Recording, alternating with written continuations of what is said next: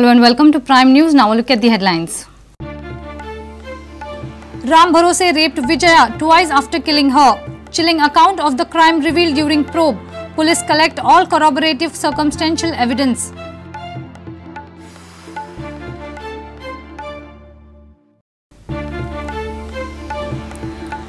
Supreme Court appointed capping committee on mining arrives in Goa. Report by 15th Feb to SC. E-auction committee headed by UV Singh to reach Goa on Tuesday.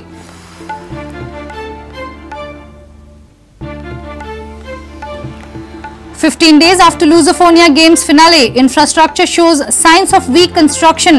Steps at Bamboli already falling apart. Repairs already underway."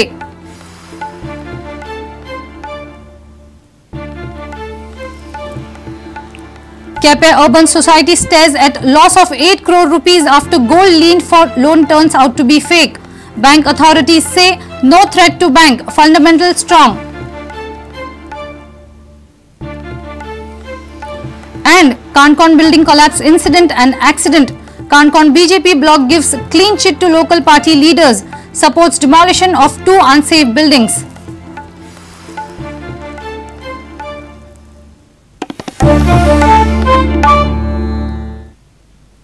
Now the news in detail. Accused in Vijaya rape and murder case, Bharose, in his confession before the investigation agency, has narrated a heinous account of his crime. He has confessed that he raped the victim twice after killing her. Crime branch has recovered many vital evidences after taking Bharose to the crime scene. Crime branch has got his custody for 12 days. At first instance, Vijaya rape and murder case was looking like a blind case. But after an intense investigation and minute inspection of site, the investigation team zeroed down on accused Bharose. Crime branch was given responsibility to investigate this case, but many policemen of South Goa Police were assisting in the investigation. Hutments near crime site attracted investigating team's attention, where some of the migrant laborers were staying. About 6-7 team of policemen were formed and they were assigned to gather information about the laborers who were absent on day of crime. Primary probe pointed at 2 laborers who were absent from their work and accused Bharose was one of them. Then some policemen started scanning movements and activity of these 2 suspects. Policemen also took statements of people who knew them. One witness informed police that he had seen Bharose near the scene of crime on that day. After analyzing all the evidences and statements, police started questioning Bharose. Initially, Bharose tried to mislead the investigators, but inconsistency in his statements made him a prime suspect. Police unclothed him and the most crucial evidence was staring at them. Many injury marks were found on his body. Finally, he broke down and confessed his crime. Bharose told a cruel story to the investigators. He stated that on day of crime he had gone for toilet near the scene of crime. He saw Vijaya there and attacked her. After a long scuffle, he overcame the victim and smothered her to death while raping. He came back to his rented room, washed his hands, went to a liquor shop and bought a bottle of liquor. Again he visited the scene of crime, consumed liquor on the way and again had sex with the dead body. He even stole her mobile phone. After arresting Bharose, police team brought him to the scene of crime.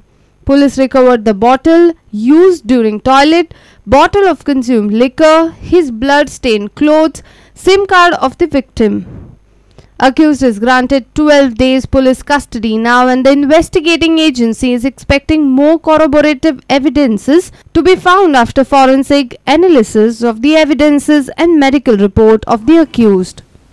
Mukesh Kumar for Prudent. Fresh summons have been issued by Special Investigation Team to mining officials. Assistant Geologist Ramnath Shedgaonkar, suspended Assistant Geologist Shobana Rivankar and dismissed Senior Geologist Hector Fernandez have been called at Crime Branch. Suspended Director of Mines Department Arvind Lolienkar was once again questioned by SIT on Monday. He was questioned for nearly 5 hours. Meanwhile, Capping Committee and E-Auction Committee will arrive in the state on Tuesday. Supreme Court appointed capping committee will decide the quantum of ore to be extracted and exported. This committee comprises of Parimal Rai, C.R. Babu, S.C. Dhiman, S. Parmeshwarappa, Arun Bansal, J.K. Mishra. Capping committee will have a series of meetings with Mines Department, State Pollution Control Board, Irrigation, Town and Country Planning, Agriculture, PWD and other concerned departments. Capping committee has to submit report to Supreme Court by 15th February on the quantum of ore to be allowed for extraction and export. Meanwhile, e-auctioning committee headed by U.V. Singh will reach to Goa on Tuesday. The e-auctioning of stacked ore will be held on 17th February. E-auctioning committee will verify the data. Reporter Mahesh Ghadi for Prudent. It is almost a fortnight that Lusophonia Games are over. Now the skeletons are tumbling out of the stadiums. The sloppy works by contractors are getting exposed. The athletic stadium at Bamboli constructed for Lusophonia Games is under repairs now. Simplex from Kolkata has constructed the stadium and now government has asked them to repair it at their own cost. Parikar government had lauded contractors for completing infrastructure in record time.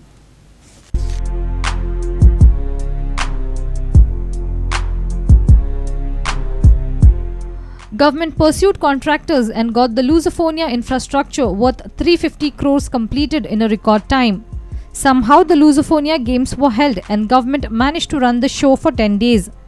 Government praised its own efforts for making possible the impossible, that is completing Lusophonia infrastructure in a record time.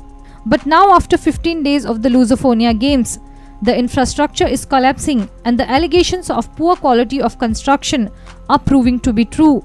The concrete of steps constructed for athletic stadium is falling apart. Simplex company from Kolkata has done this work. Government has asked them to rectify their shoddy works at their own cost. Simplex might face penalty. Sources claim that government is yet to clear the bills of Simplex. The bills will be settled after calculating all these aspects. Dinesh Karpe for Prudent. It's time for a short break. Stay tuned.